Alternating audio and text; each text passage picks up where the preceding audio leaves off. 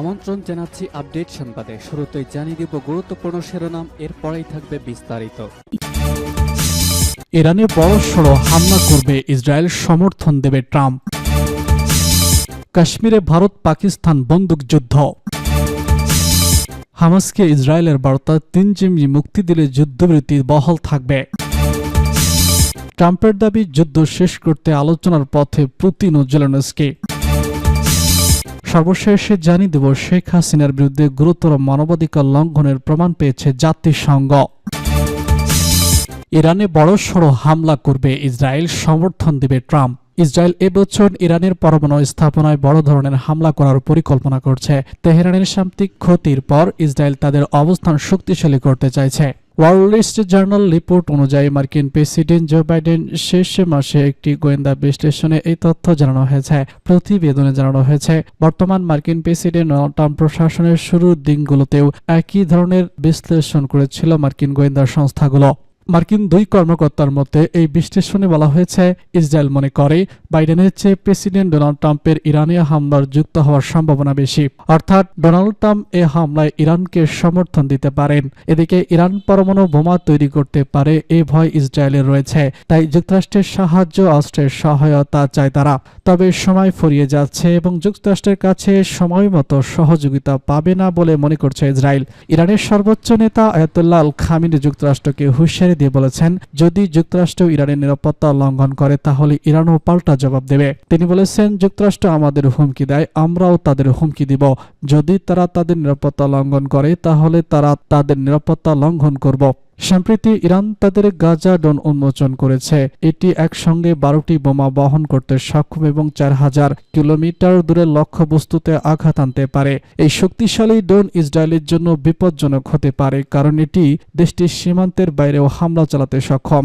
এছাড়া ইরান তাদের ব্যালিস্টিক ক্ষেপণাস্ত্র প্রকল্পে বিপুল অগ্রগতি করেছে। ইতিমধ্যে নামের নতুন ক্ষেপণাস্ত্রটি 1070 কিলোমিটার দূর থেকে আঘাত আনতে সক্ষম, যা ইসরায়েলের নিরাপত্তার জন্য একটি বড় হুমকি হয়ে দাঁড়িয়েছে। কাশ্মীরে ভারত পাকিস্তান বন্দুকযুদ্ধ। ভারতীয় সেনাবাহিনীর দাবি, জম্মু ও কাশ্মীরের পুঞ্জ বুধবার নিয়ন্ত্রণ রেখা বরাবর এলোপাতাড়ি গুলি চালিয়েছে পাকিস্তানকে পাল্টা জবাব দেওয়ার কথাও জানিয়েছে তারা। ভারতের দাবি, পাল্টা হামলায় পাকিস্তানের ব্যাপক ক্ষয়ক্ষতি হয়েছে। বুধবার রাতে ভারতীয় সেনার তরফে জানানো হয়েছে, মঙ্গলবার জম্মু ও কাশ্মীরের আখনুরে নিয়ন্ত্রণ রেখায় তল্লাশি অভিযানের সময় বিস্ফোরণে নিহত হন 2 সেনা নওজওয়ান। সেই ঘটনার দিনের মাথায় কৃষ্ণা ঘাটি সেক্টর ফের যুদ্ধবিরতির চুক্তি লঙ্ঘন করে পাক সেনা। অভিযোগ, কোনো রকম উস্কানি ছাড়াই ভারতীয় সেনাকে লক্ষ্য করে এলোপাতাড়ি গুলি চালানো হয়। যোগ্য জবাব দেয় ভারতীয় সেনারাও। তার জেরে পাক সেনারা ব্যাপক ক্ষয়ক্ষতি হয়েছে বলে সূত্রের খবর। যদিও পাকিস্তান এখনও এ বিষয়ে কোনো তথ্য দেয়নি। পাশাপাশি ভারতীয় সেনার তরফে জানানো হয়েছে, বুধবার সন্ধ্যায় একই হামলায় ল্যান্ডমাইন বিস্ফোরণে খজম হয়েছে তাদের এক জুনিয়র কমিশন অফিসার। মেন্দারের বাসিন্দা ওই জেমিও নিয়ন্ত্রণ রেখার কাছাকাছি টহল দিচ্ছিলেন। সে সময়ই ঘটনাটি ঘটে। আহত জওয়ানকে সেনা হাসপাতালে ভর্তি করানো হয়েছে। হামাসকে ইসরায়েলের বার্তা, 3 জিম্মি মুক্তি দিলে যুদ্ধবিরতি বহাল থাকবে। মিশর ও কাতারের মধ্যস্থতায় ফিলিস্তিনি প্রতিরোধ আন্দোলন হামাসের প্রতি নতুন করে বার্তা পাঠিয়েছে ইসরায়েল। তেল আবিব জানিয়েছে, আগামী শনিবার হামাস যদি 3 জন জিম্মিকে মুক্তি দেয় তবে যুদ্ধবিরতি বহাল থাকবে। বৃহস্পতিবার এক প্রতিবেদনে খবর দিয়েছে টাইম অব ইসরায়েল। এতে বলা হয়েছে, যদি হামাস শনিবার 3 জন বন্দীকে মুক্তি দেয় তবে বন্দী মুক্তির চুক্তিও সংঘটিত অব্যাহত থাকবে। এটি বুধবার ইসরায়েলের ওয়াল্লা নিউজ সাইটে প্রকাশিত হয়। এর কয়েকদিন আগে ইসরায়েল একাধিক বিবৃতি দিয়েছে, যার মধ্যে প্রধানমন্ত্রী বেনিয়ামিন নেতানিয়াহু দাবি করেছেন, হামাসকে তাদের সব জিম্মির মুক্তি দিতে হবে, তবে যুদ্ধবিরতি চালু রাখতে হবে। মঙ্গলবার নেতানিয়াহু ঘোষণা করেছেন, যদি হামাস শনিবার দুপুরের মধ্যে আমাদের বন্দীদের মুক্তি না দেয় তবে যুদ্ধবিরতি শেষ হয়ে যাবে। এবং তিনি জানান, নিরাপত্তা মন্ত্রিসভা আমাদের জিম্মি মুক্তির জন্য মার্কিন প্রেসিডেন্ট ডোনাল্ড ট্রাম্পের দাবি সমর্থন করে। এদিকে কাতারের আল আরাবি আল জাদিদ প্রতিবেদনে জানানো হয়, মিশরীয় গোয়েন্দা প্রধান হাসান রাশাদ এবং হামাস প্রতিনিধিদের মধ্যে কায়রোর এক বৈঠক হয়েছে। সেখানে সূত্র জানিয়েছে, ফলের ফত রয়েছে। কাতার, মিশর এবং মার্কিন দূত লিভ ইউফের প্রচেষ্টার চুক্তির কিছু অমীমাংসিত বিষয় সমাধান হয়েছে।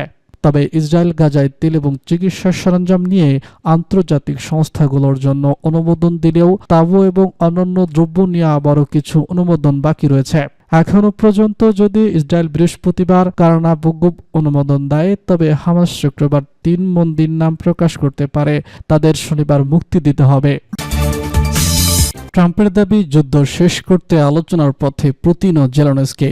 যুক্তরাষ্ট্রের প্রেসিডেন্ট ডোনাল্ড ট্রাম্প বুধবার এক গুরুত্বপূর্ণ ঘোষণায় বলেছেন, রুশ প্রেসিডেন্ট ভ্লাদিমির পুতিন এবং ইউক্রেন প্রেসিডেন্ট ভলোদিমির জেলেনস্কি পৃথক ফোনালাপে শান্তির ইচ্ছা প্রকাশ করেছেন। এর ফলে তিনি ইউক্রেনের যুদ্ধ শেষ করতে শীর্ষ মার্কিন কর্মকর্তাদের আলোচনায় বসার নির্দেশ দিয়েছেন। এটি এমন একটি সময় ঘটেছে যখন ট্রাম্পের প্রতিরক্ষা সচিব ওয়াশিংটনের দৃষ্টিভঙ্গি বড় পরিবর্তনের ইঙ্গিত দিয়েছেন, যেখানে বলা হয়েছে কিয়েভের জন্য ন্যাটোতে যোগদান এবং রাশিয়ার দখলকৃত অঞ্চল পুনরুদ্ধারের দীর্ঘদিনের লক্ষ্য ত্যাগ করতে হবে। ট্রাম্প পুতিনের সঙ্গে 1 ঘন্টার বেশি সময় ধরে কথা বলেছেন, যেখানে রুশ নেতা 2022 সালে ইউক্রেনে পূর্ণ আক্রমণ করার পর থেকে যুদ্ধ শেষ করার ইচ্ছা প্রকাশ করেছেন। ট্রাম্প বলেছেন, পুতিন চান যুদ্ধ শেষ হোক। তিনি চান না যুদ্ধ শেষ হয়ে আবার 6 মাস পর নতুন করে লড়াই শুরু হোক। ট্রাম্প আরও বলেছেন, আমি মনে করি আমরা শান্তির দিকে এগিয়ে যাচ্ছি। পুতিন, জেলেনস্কি এবং আমি শান্তি চাই।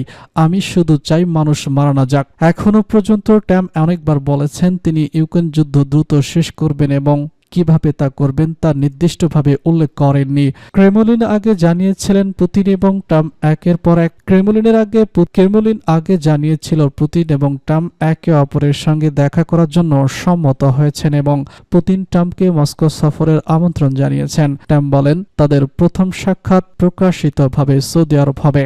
ট্রাম্প তার সামাজিক মাধ্যম প্ল্যাটফর্মে জানিয়েছেন, পররাষ্ট্র সচিব মার্কো রুবিও, CIA পরিচালক জন কাটনিক, জাতীয় নিরাপত্তা উপদেষ্টা মাইকেল ওয়ালজিন এবং মধ্যপ্রাচ্য বিষয়ক দূত স্টিভ ইউফকে যুদ্ধ শেষ করতে আলোচনার নেতৃত্ব দেওয়ার নির্দেশ দিয়েছেন। জেলেনস্কি ট্রাম্পের সঙ্গে ফোন আলাপের পর অফিস জানিয়েছে, তারা বলার সময় 1 ঘন্টারও বেশি ছিল। এখনো পর্যন্ত ইউক্রেনের শান্তি আলোচনা শুরু হয়নি। যুদ্ধের শুরু থেকেই ট্রাম্পের পূর্বসূরি জো বাইডেন ইউক্রেনকে কোটি কোটি ডলারের সামরিক সহায়তা দিয়েছেন।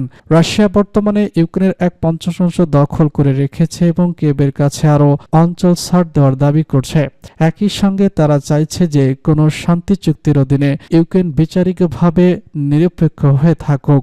ইউক্রেন দাবি করেছে রাশিয়ার দখলকৃত অঞ্চল থেকে ফিরে যাক এবং ইউক্রেনকে ন্যাটোর সদস্যপদ বা সমমানের নিরাপত্তা নিশ্চয়তা দেওয়ার প্রয়োজনীয়তা রয়েছে, যাতে রাশিয়া ভবিষ্যতে আবার আক্রমণ করতে না পারে। এর আগে বুধবার প্রতিরক্ষা সচিব পিট হেনগেট যুদ্ধ সম্পর্কে নতুন প্রশাসনের কঠোর বক্তব্য দিয়েছেন, যেখানে বলা হয়েছে কিয়েভের জন্য 2014 সাল থেকে রাশিয়া দখলকৃত সব এলাকা পুনরুদ্ধারের আশা প্রকাশ করা এবং ন্যাটোর সদস্যপদ অর্জন করার একটি বাস্তব লক্ষ্য।